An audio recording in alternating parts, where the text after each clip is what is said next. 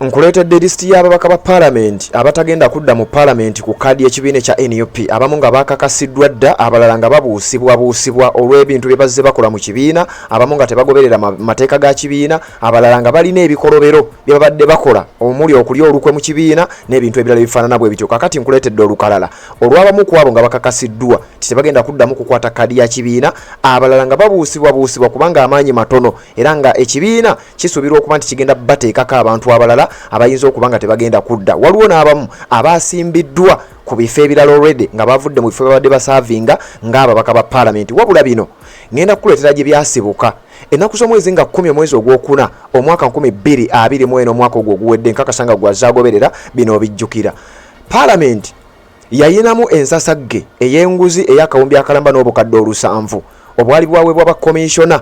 kakati ababaka aba parliament naddala b'ekibiina ekya NUP baali balina okusayininga ku petition eyaleetebwa omukulu amanyiddwa nga Theodore Sekikubo n'abamu ku babaka banne be yali avuga nabo petition eno kati abasinga obungi basinziiraawo ne bagaana okusayininga petition eyo yali ekola kingenda kusomera list ey'abo abasayininga ogenda kugiraba petition eyo yali egoba Mathias Mpuuga ne ba commissioners bali abasatu aba NRM mu office zaabwe olw'obuli bw'enguzi wabula abamu ku babaka bajeemera ekibiina kya NUP era bagaana okusayininga ku petition eyo nga bagamba tebasobola kulya lukwe oba tebasobola kuva mu Mathias Mpuuga era nga abamu ku abo babadde bawulirwako nga bajjonkera okukkakkanya n'okwogerera mafuukula ekibiina kya NUP kakati abamu ku bo ebyo nga bye byabaviirako obuzibu era ng'entabwe yonna yatandikira awo ate nga awo nvuddewo ngenda kuwa abamu ku bano nga babadde tebatambudde bubi wabula olw'okubeera nti amaanyi gaabwe matono nnyo ku ground ekibiina kiwaliriziddwa oba kiyinza okuwalirizibwa okubeera nga kibasimbako abantu abalala abasuubirwa okubeera nti bagenda kuba nga batwala kaadi era bano ngenda kubeera nga mbakuwa wabula nga sinaba kuba nga mbakusomera nja kusaba gwatanaba kuba nga osubscribinga ku channel eno kirira wansi awo olaba ekigambo subscribe kikwateko kwata kade ka notification kakuyambako okubeera omu ku abo abasooka okumanya buli we tuba tutaddeyo ate era ne tuba nga tutambula ffenna kakati wulira ngenda kutandika bwenti waliwo ababaka abamu nkugambye nga bo bakakasiddwa abalala tebannakakasibwa omukulu amanyiddwa nga Ronald Nsubuga bali mwezo ono tagenda kudda mu parliament ku kadi ya NUP kubanga already yagenze ku kifo kya bwa Lord Mayor era ng'emikisa gye okusinziira ne ku poll gye twategese giri eyo mu 9 okubeera nga n'akalulu agenda kawangula so Ronald Nsubuga bali mwezo y'omu ku abo ono tagenda kudda mu parliament kubanga ye yakakasiddwa dda nti agenda mu office eya Lord Mayor wuliriza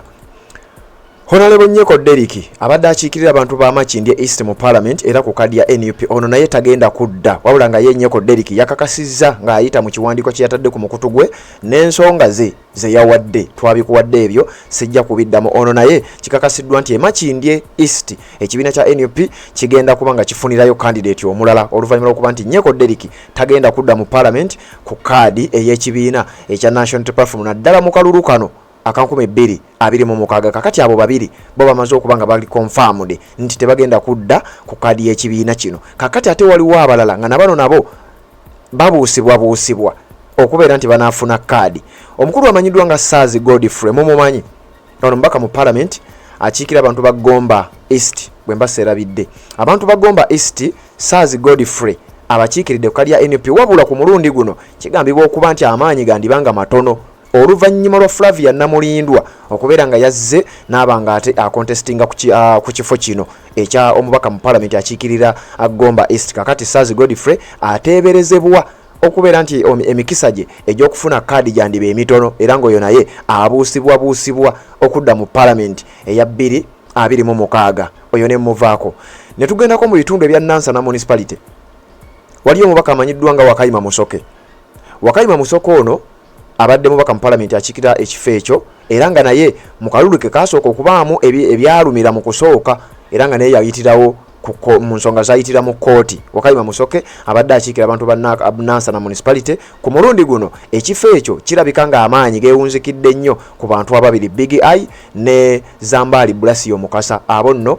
be bali mu kukayanira kaadi bali mu kubanga bakompitinga ku kaadi ey'ekibiina ekya National Unity Platform mu kalulu ke tugendamu akankume 226 nkugambye bangi abamu nga bakakasiddwa abalala nga babuusibwa Honorable Kazibwe Bashir Mbazira omusajja wa Waaka ono Kazibwe Bashir Mbazira okuva we yalayira ng'omubaka mu parliament teyaddamu kulabikako teyaddamu kuwulikikako kawabe mu parliament kakube ku ground kawabe mu kibiina nga n'ekitebe eky'ekibiina ekipya ekisangibwe Makerere Kavule wekiri wennyini kiri mu constituency ya Kaziwe Bashir Mbaziira wabula yawulirwako gye buvuddeko ng'agezaako okkonjera ekibiina era yayogerako ku nsonga zino ndowooza zayitira mu taata we n'ategeeza nti bwe baali bakalayira abakulu mu kibiina kya NUP mbu baamusaba aweeyo ssente obalyawo n'okukuŋŋaanya abavubuka bagende bookye petrol stations newankubadde ng'ebigambo byazuula oluvannyuma nga tebyaliyo era ng'abamu ku baazuula oba ku baaleeta bwino oyo yali Nyeko Deriki mu lutuulo olwatuula ejjinja nga bakamala okuba nga babalonda bakamala okuba nga balayizibwa waliwo ebyavayo twabikuwa eyo naye sijja kudda mu Kaziwe Bashir Mbaziira mu bitundu bye parliament mu kitundu ky'addakiikirira mu parliament ekimanyiddwa nga Kawempe South we twogera nga waliyo abantu babiri abateeberezebwa okuba nti be bali mu competinga ku kadi ate nga n'ababiri abo amaanyi geewunzikidde ku sayidi emu kubanga tumanyi Dr. Roy Sembogga era ye yakompitinga ne Kaziwe Bashir ono mu kalulu ka 2021 wabula Roy Sembogga ebigambo bingi byayogerera ekibiina nga tafunye kadi kati ku mulundi guno Roy Sembogga avuganya ne Chairman Nyanzi ku ground waliwo abamukubamu ebituli kyokka ate ne Roy Sembogga bakimanyi bulungi nnyo nti ate takyali munnakibiina olw'ebyo bye yayogera nga ku luno abadde akomyewo nga nakigwanyizi kakati constituency ya Kawempe South ebyayo tebigatta bulungi nnyo era kigambibwa okuba nti awo tujja kuba tubifuna ku ssaawa esembayo Kristiano kuliko omukulu amanyiddwa nga Jimmy Rwanga Honorable Jimmy Rwanga ono mumujjukira akiikira Njeru municipality Jimmy Rwanga yasaladde eddiiro neyegatta ku kisinde ekikulemberwa Muhoozi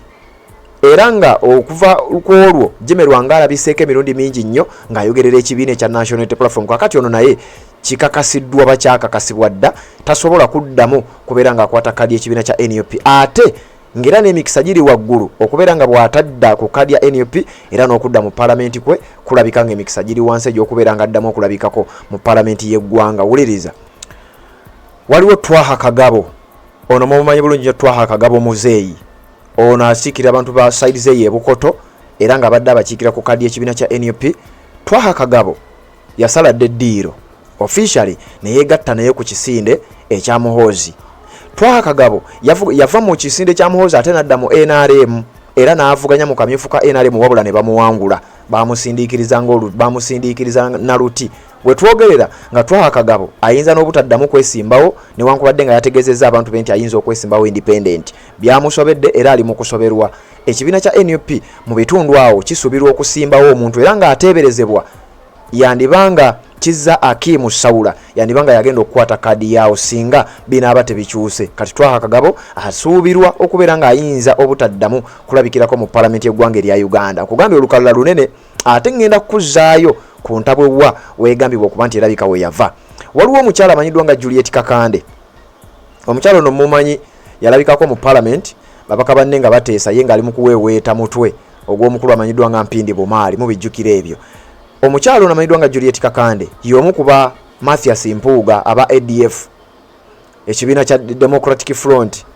Juliet Kakande ayimiridde n'Empuuga mu bulungi ne mu bubi ayimiridde n'Empuuga mu bikolobero byonna byakoze ekibiina kya NUP tekikyayinza kumuddiza kadi kubanga n'okuvaayo officially y'omu kwaba abaava mu kibiina ekya National Unity Platform era nga kyakakasibwa nti takyalina memba ne wetwogerera takyayinza kubeera ng'aweebwa kadi kakati wano we bijjira nti n'okudda mu parliament omukisa guyinza okuba nga mutono nnyo oluvannyuma lw'okuba nti ekibiina kya NUP kirina candidate gwe kigenda okuba nga kisimba waawo Ntebe municipality waliyo omukulu amanyiddwa nga Michael Kakembo Mbwatekamwa Michael Kakembo Mbwatekamwa ono era naye y'omu abatandika ekibiina kya Mpuuga ekya ADF kakati Michael Kakembo ono yawulikako emirundi mingi nnyo ng'ajjonkera ekibiina kya NUP nga newe yali yakalayira ng'omubaka mu parliament Michael Kakembo yayogeranga ebigambo oba kyazuulwa ng'ayinako ddiiru ze yali aweereddwa okubeera ng'akutula mu kibiina kya NUP nga kuva mu ntandikwa ono yategeerekekawo nti teyali mubaka mutuufu era teyali mmemba mutuufu ow'ekibiina kya NUP kubanga n'ebigambo bingi nnyo n'obumu ku butambi bwafuluma nga bulaga nti Michael Kakembo yalina enkwe yalina ddiiru ezimu ze yali azannya nga tetumanyi yali azizanyiraani wabula nga yali musasule okuva mu ntandikwa mu kibiina kya NUP obuweevu muyaga gwo gwazze gwe tulina okumanejinga obulungi tukumanejinga n'obusungu ebigambo bawonga abyogedde tali trustinga nnyo bawonga naye this time omwewunyiza bwe tuleeta obusungu nti tufaafagane ne people power trust me tetumalaako bwe tuwanike emmundu tetukuba people power ne Bobi Wine nkolayirira tongera kutunnyika n'abantu kutukyawa na kwongera tujja ku mpule so tusaba tufune engeri gye tugenda okumanaginga weeve eno ebe engeri friendly gye tuli nsuubira naffe tulina kuba friendly gyeri tuke tugguse ekintu kyaffe nali nina proposal eyitira mu DP block tebannange tuyingire mu DP block olw'okuwangulira awamu tuyingire mu DP block tebajja tunenya baga DP block yageze eridda kirungi ne mugenda mwenna mudda mwenna kubanga sengoga akakembo ye bw'anaagenda mu nuupu tajja kudda ne bwe mba ngeze mu nuupu nengenda ne Kayanja nengenda ne Sekyondo nengenda ne Kagwawani ne bakansala abamu kitegeeza ki tumala okuwangula nga twegeya muti abaaye essaawa etuuse tusimbule alungi tebaba wannyo tudde waffe.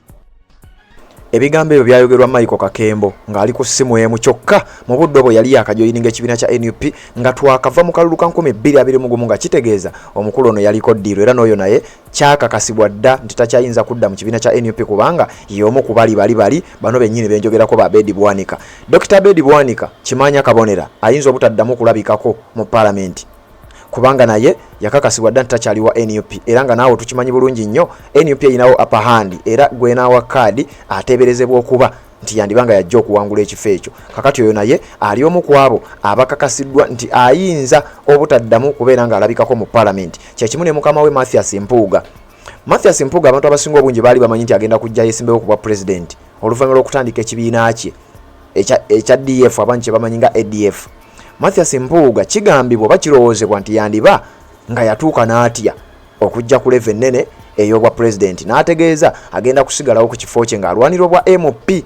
bw'abaddemu okumalira ddala emyaka egiwerera ddala. Mathias Mpuuga yeno ye yavaako kalumanywera mu kibiina kya NUP kakati kansooke nkusunsulire ku Mathias Mpuuga nga sinaba kubanga neeyongerayo. Mathias Mpuuga ono oluvannyuma lw'okutandika ekibiina kye era n'ayisaamu ne drive mu kibuga Masaka yatuuka ekiseera n'akizuula kyekyamazima abantu bamubodde era ayinza n'obutaddamu kulabikako mu byobufuzi bw'eggwanga erya Uganda.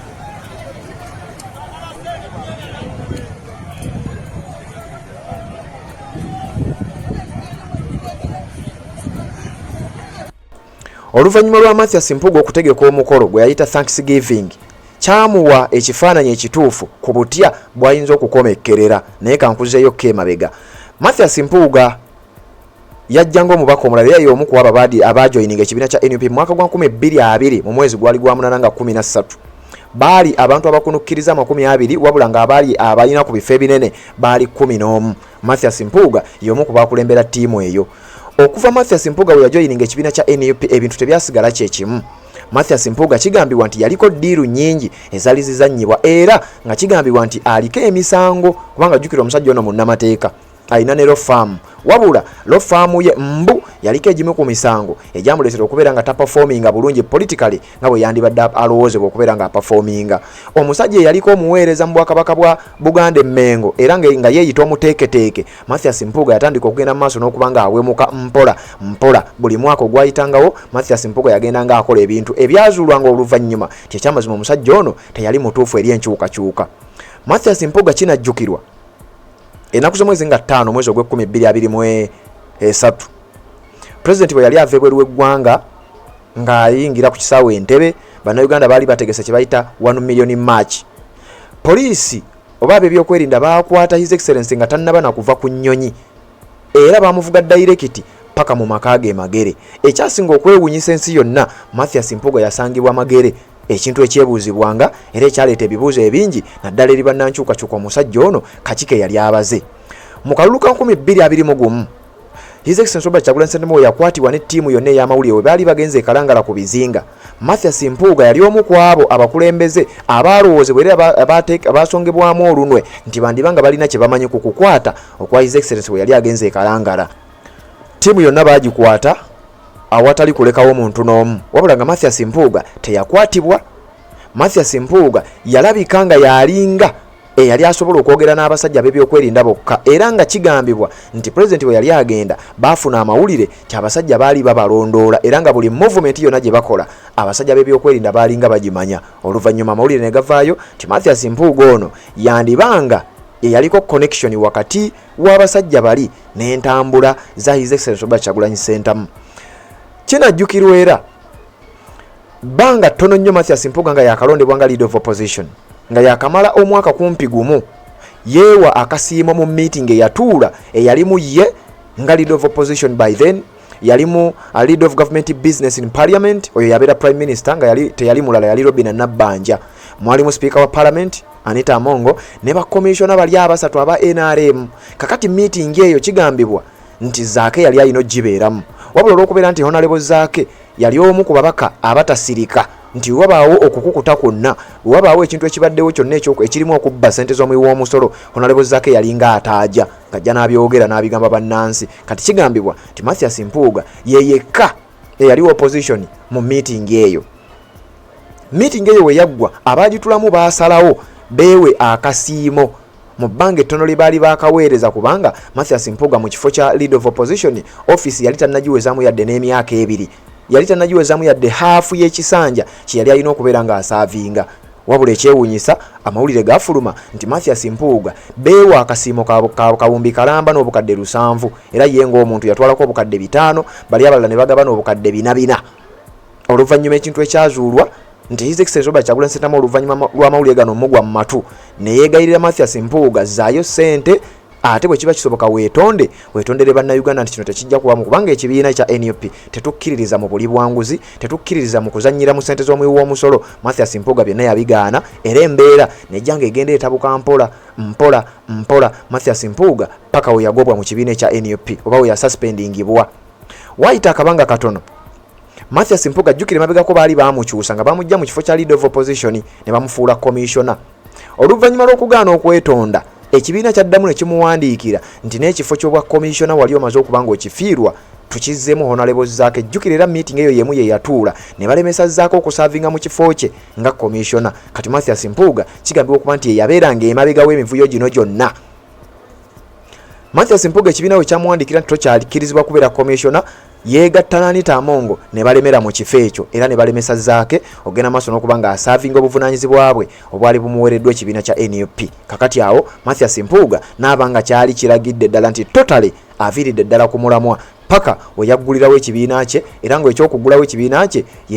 kyekyali kisembayo kyekikolwa ekyasemberayo ddala okukakasa nti kati ono ekibiina ye wakati we ne NUP tewakyali kuddawo nkolagana yonna era Mathias Mpuuga ali omu kwabo ababaka abasuubirwa nti ayinza obutaddamu yadde olunaku n'olumu okulabikako mu parliament okuggyako nga n'abaweereddwa bifo birala kakati oyo naye mutadde ku listi naye mbadde nina okunnyonnyolako akasukka kaawo Honorable Joyce Baagala ntwatwa ono tannakakasibwa naye abuusibwa Joyce Baagala abaddeko ebigambo bingi nnyo by'abadde ng'ayogera era nga mu bigambo bye Joyce Baagala awuliddwa emirundi mingi nnyo nga kakkanya n'okwogerera ekibiina kya NUP era ne ku lunaku lumu yakyazibwako ku mpewo Joyce Baagala mu kamwa ke n'ategeeza nti ye ebya kaadi temumutiisatiisa na kaadi zammwe oba mumuwa kaadi mumuwe oba temumuwa kaadi mumuwe yagamba yeewulira eryanyi nti temumutiisatiisa oba anaafuna kaadi oba taafuna kaadi kyokutiisa omuntu gikaadi ekyamazima siri omu kuba kitya edda nze nkola kituufu totyatibona ku makaadi ekibiina kimanyi damu kiri totyatibona ku makaadi nedda sikitya abamu ku ffe okubeera n'omukwano n'empuuga gwatandika abamu ffe tetunayingira na byabufuzi n'olwekyo essaawa zino bw'onteekako olukongoolo nti lwaki ndi mukwano gwe lwaki nteekateeka omukolo gwe tobeera mwenkanya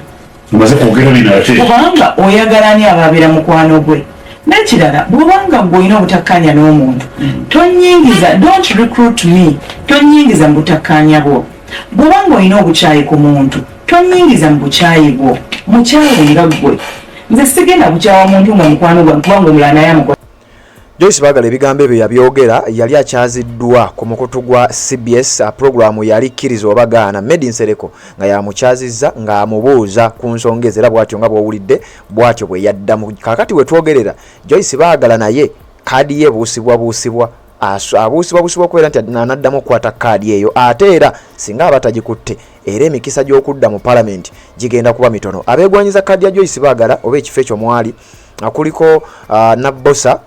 Mukisa Prose Nabbosa omukyalo ye yali omuzanyi w'ebina Uganda ayagala kaadi ya Woman MP Mtyana District kuliko omukyala amanyiddwa nga Nalubega Fausta Bitano oyo nga kansala ku lukiiko lwa KCCA ate nga foot soldier era naye agamba ayagala kukiikirira abantu b'Emityana. Kuliko omukyala amanyiddwa nga Catherine Tusuubira, ono nga ye speaker w'olukiiko lwa Mityana district era naye agamba ayagala ekifo ekyo ku kaadi ey'ekibiina kya NUP. Kakati ababaka abalala bangi aboogerwako nti basuubira okuba nga either tebajja kudda mu parliament oba nga babuusibwa. Kakati wuliriza ebintu bino bivaawa. Nkugambe ngenda kukuzaayo ebintu bino gye byatandikira era njagala owulirize bulungi nnyo ensonga eno ogende maaso n'okuba nga ogitegeera bulungi nnyo. Mu mwezi ogwokuna mwaka gwali gwa 10 mwezi ogwokuna ennaku z'omwezi zaali nga 10 omwaka gwa 2024 nga 10 ogwokuna 2025 guno gwennyini gwe tulimu. Yes, parliament oba ababaka mu parliament abamu ku baali tebakkiririza mu buli bwanguzi baawandika kye tuyita petition nga bagamba nti obukadde sente zize zigabibwa nga ziyita mu buli bw'enguzi, ekyamazima sente zino tusaana abantu bano tubanaabire maaso babeere nga bava mu parliament oba bava mu bifo byabwe, si kuva mu parliament wabula kwali kuva mu bifo byabwe. Kakati ababaka bangi baweebwa nga petition eyo okuteekako emikono gyabwe nga singa oteekako omukono oba okkiriziganyiza n'ekyokugoba ababaka abo abaali bamaze okuba nga balya omusimbi akawumbi akalamba n'obukadde 1.7 billion Ugandan shillings. Era abamu ku babaka abaali bateeka omukono gwabwe kuno baali bamaze okuba nga balaga nti tetukkiririza mu buli bwanguzi. Abasinga obungi baali ba NUP, kwaliko ab'NRM abatonotono, kwaliko aba FDC n'ebibiina ebirala n'abamu abali independent. Kakati nina lisiti wano y'ababaka 72 abakkiriza nti ekyamazima buli bw'enguzi bususse mu parliament. Jjukira era ebiseera ebyo we walina okwekalakaasa okw'abavubuka ba Gen Z kye baatuma march to parliament nga bagamba nti ekyamazima eno ye house oba yessiga erikyasinze okubeeramu obuli bw'enguzi. Bannayuganda ne beekalakaasa nga balumba parliament, abamu ne babasibwa, abalala ne bafuna n'obuvune nga ne wetwogerera bakyagenda maaso n'okubeera nga battunka n'obuvune obwo. Kakati ebyo byaviirako embeera eno okubeera nga ejja era abamu ku babaka kino kyekikyabayigga kyekibaleetedde n'obuzibu okubeera nga okudda mu parliament kwabwe kubuusibwa. Kakati kankusomera abamu ku baka bano. Bw'owulirako omubakawo manya yasayininga era yali kumulamwa by then oba nakati akyali kumulamwa awo nga tutambula. Bw'owulira nga temuli mubakawo manya oyo omubaka abuusibwa era aliko question mark. Wuliriza ngenda kusomera erinnya n'ekibiina ne gyakiikirira. Joel Ssennyonyi Nakawa West wa NUP yasayininga. John Baptist Nambeshe akiikirira manji ya county wa NUP yasayininga, ono ye chief whip. Honorable Muwanga Kivumbi akiikirira Butambala county wa NUP era nga ye deputy president wa Buganda w'ensonga za Buganda mu kibiina kya NUP yasayininga. Zaake Francis Butebi akiikirira Mityana municipality wa NUP yasayininga era ono naye ye yali yeyaganibwa ekifo kye eky'obwa commissioner. Muwadanku Nnyingi akiikirira Kyaddondo East yasayininga nga wa NUP era nga ye shadow minister ow'ensonga za foreign affairs. David Kyamuzi Kalwanga omubaka ankiikirira wa Busujju constituency wa NUP yasayininga. Omukulu amanyiddwa nga Honorable Kayemba Solo owa Bukomansimbi South yasayininga. Honorable Kanyike Evans owa Bukoto East yasayininga nga wa NUP. Yusuf Nsibambi Mawokota South nga wa FDC naye yasayininga. Dokita Batuwa ono wa FDC akiikirira Bajjinja West yasayininga. Dennis Sekabira owa Katikamu North wa NUP yasayininga. Honorable Serubula Stephen owa Lugazi municipality wa NUP yasayininga. Saz Godfrey ow'Eggomba yasayininga newankubadde wali mukusomedde naye nga naye yateekako omukono gwe ku kiwandiiko kino yasayininga. So njagala kukitereezaamu wano nti omukulu amanyiddwa nga Saz Godfrey yasayininga newankubadde ng'era kye nakugambye kikyasitandinga. Wuliriza bulungi nnyo tukyagenda maaso n'olukalala kugambye bangi. Honorable Mukasa Alozias wa NUP akiikirira Lubaga South yasayininga. Ronald Nsubuga bali mwezo ng'akyakiikirira abantu ba Nakawa East yasayininga ku NUP kati wetwogera agenda kubwa Road Mayor. Wakayima Musoke owa Nansana municipality yasayininga wa NUP. Jonathan Odul owa Erute South wa UPC yasayininga, Luyimbazi na Lukola eyali omupya mu parliament wa NUP yasayininga, Mayanja Alan Honorable Mayanja Alan owa Nakaseke Central wa NUP yasayininga, kuliko Nachimuli Helen wa Kalangala district Ngombako omukyala yasayininga, wa NUP Simbwa Fred owa Nakifuma wa NUP naye yasayininga. List yene ekyali nnene ate ngenda gikusomera yonna. Kakati wuliriza nga tuvudde kwa abo bali abiri mu omusofa. Kakati wulira list endala nayo njagala mba kusomere. Bw'owuliramu owuwo manya oyo akyali ku mulamwa oba olyawo nga teyakyuka. Nabukeera Hanifa Mukono district oba Nabukola Hanifa oba Harriet wa NUP yasayininga, Susan Mugabi ow'Ebuvuma yasayininga, Semuju Ibrahim Nganda owa Kira municipality PFF yasayininga, Betty Ethel Naruyima wa Kiso district yasayininga, Honorable Alan Sewanyana wa Makindye West wa NUP yasayininga, Chiwanuka Abdalla wa Mukono North NUP yasayininga, Karim Masaba wa Industrial Division onunga wa Independent yasayininga, Honorable Lumo Richard wa DP Mityana South yasayininga, Joyce Baga Ntwatwa wa Mityana district wa NUP yasayininga, Honorable Charles Temandeke owa Bale constituency wa NUP yasayininga. Bano nabamu basayininga naye beewuunyisa okubanga ate bakoma kusayininga. Brenda Nabukenya owa Luwero district yasayininga wa NUP, Nantongo Fortunate owa DP akiikira abantu b'ekyotera yasayininga, ono nalabika y'omu ku bajoyininga ekibiina kya NUP gye buvuddeko.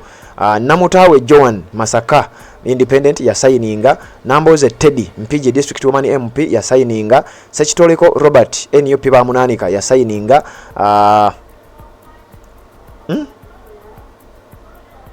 Patrick Nsamba Oshabe owa Kasanda NUP yasayininga, Hilary Kiyago oba Hildamani Mawokota North yasayininga, onani David Isabiri Aga Jinja North FDC yasayininga, Kabuye Frank Kasanda South yasayininga wa NUP, Nyeko Derek Makindye East NUP yasayininga, Charles Matovu Busiro South wa NUP yasayininga, Uniono Kaya Christine Nachimwero owa Kiboga district ku kadi ya NUP ono naye yasayininga. Kakati list ekyagenda maaso naye nga basigaddeyo sibanji naye nga ate nina okugenda maaso n'okubanga mba kusomera. Kakati wulira olukalala lukyali luwanvu, bw'owuliramu omubakawo muyozeyoze kubanga kitegeeza tanna wano by then yali akyayimiridde n'ekibiina naye kati birala ayinza okubanga yasayininga naye nga ate yamala n'akola ebyambyo era nga bwe nkugambye kubamu. Honorable Adeke Anna Soroti district FDC yasayininga, Joan Arobo Ochan Soroti City FDC yasayininga, Kamari Mudere Kabale municipality FDC yasayininga, David Serukenya Makindye Sabagabo wa NUP yasayininga, Aisha Kabanda Nalule Butambala district woman MP wa NUP yasayininga, Nandagire Christine Ndiwalana Abukoma Nsimbi North wa NUP yasayininga, Paul Nsubuga Busiro North NUP yasayininga, Lutamaguzi Semakula Nakaseke South yali ku DP by then naye nga kati wa NUP yasayininga, Dr. Bayigalulume wa Boyikwe South ku kadi ya DP yasayininga, Meda Rubega Segona Busiro East naye yasayininga, Flavia Kalule Nabagabe Kasanda district woman MP yasayininga, Honorable Asmani Basalirwa Yiganga municipality Bujiri municipality ku kadi ya Jema yasayininga, Abubeka Kawalya Lubaga North wa NUP yasayininga, Manjeri Chebakutika NUP Jinja City yasayininga, Francis Mwejuche ono naye yasayininga wa FDC akiikira abantu b'ebuhweju kati wa PFF, Nyakato Asinance FDC yasayininga Wehoima, Geoffrey Lutaya Kakuto wa NUP yasayininga, Kirumira Hassan katika mu South wa NUP naye yasayininga. List ekyali nnene kati ndi ku lukalala olusembayo benjagala owulirize wano nga nabo bateekako omukono gwabwe bawulirize. Kuliko Honorable Betty Namboze Bakireke Mukono municipality wa NUP yasayininga, Stella Apollo Sodo woman MP Ngora FDC yasayininga, Lukwaga Aniono John Paul Chotera County DP yasayininga, Nsanja Patrick Ntenjeru Independent yasayininga, Michael Kakembo Entebbe municipality yali Michael Kakembo Mbwate kama yasayininga, Nanyondo Veronica Nanyondo yasayininga ono oluvannyuma najjayo omukono gwe. Veronica Nanyondo mumujjukiro wa Bukoma Nsimbi, Nakato Shakira gwe yesimbyeko ono yasayininga, wabula kigambibwa oluvannyuma lw'okusisinkana Mathias Mpuuga n'awalirizibwa okujjayo omukono gwe n'abanga yagu withdrawinga era n'ategeeza speaker nti ye tabibala tabisayininze Veronica Nanyondo naye kati simanyi era kaadi ye eri mu lusuubo naye nabadde mwelabidde mukugamba Kabuusu Moses Kyamuswa FDC stroke PFF ya signinga Betty Awolo Chan Guru City PFF ya signinga Katabazi Francis Katongole Kalungu East NUP ya signinga Akudo Tom Julius Gweri County FDC ya signinga ne Winfred Niwagaba Ndalwa East ongali ku independent naye ya signinga bebamu kwa babaka abate kwa mukono gwabwe kweyo petition yali ewakanya obuli bwenguzi obwali mu parliament by then wabulanga bwetwogerera abamu babuusibwa okubeera nga baddamu okubeera nga baweebwa kaadi mu mbeera gye tugenda mu yakaluluka 2026 kakati byonna ogenda kubeera nga obifuna wabula wenjogerera abamu benkuwadde bakakasibwa nti tebagenda kudda mu parliament kakati nebaza mwenna abagoberera ate nabakubanga subscribinga ku channel eno kikole tubeere nga tutambula ffenna abazze mu comment section ne muteeka bubaka bwammwe kamba yite mukko tubeere nga ate tweyongerayo. Hadija Hafa webale kubanga ku olinga ndasoma busomi manya Beatrice K message etuse Stephen Ruyombia message etuse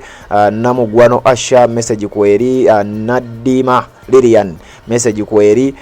Muhammad Sulaiman message kweri Happy Bucket Custody message kweri Beatrice Namasa message etuse Nabukenya Maureen ngabulijo message etuse Aisha Chobutungi message kweri webale kubanga ogoberera ono bamwise Fazira message etuse Annual Hanifa message etuse Tashawa Mami message etuse Pade message etuse mami waffe mama Kevin okuva Switzerland message etuse munaitwa yanziza nnyo Hilary Kevin message etuse Patrick Mwamule message etuse ne Namakula Josephine message etuse webale kubanga ogoberera omukuto gwa Radio TV gwe natanaba kubanga subscribinga kikole tubeera omu kwabo abasooka okumanya buli tubataddeyo kubanga updates zikyali nyingi nnyo zetugenda okujja okubeera nga ate tubatuusaako kanzije tuliganye mu updates eziddako olina omwami naye ng'akutawanya olina omukyala ng'akutawanya bajja ne bakwagalako ne bagenda gwe alina ebizibu mu byenfuna nga sente zikuyita mu ngalo wooteeka sente zifa bufi bowera tebazza gwe aloota ng'ogwa mu nnyanja gwe alumizibwa omutwe nga guganja okuwona naawe aloota ng'ebintu bikozesa ensonga z'obufumbo nina ekifo ku mugga awali amayinja wennyambululirako ebisiraani ekikwa ekifiiriza omudibo obutaganja obutaweebwa nzijanjaba abantu ab'enzikiriza zonna nsiŋŋaanibwa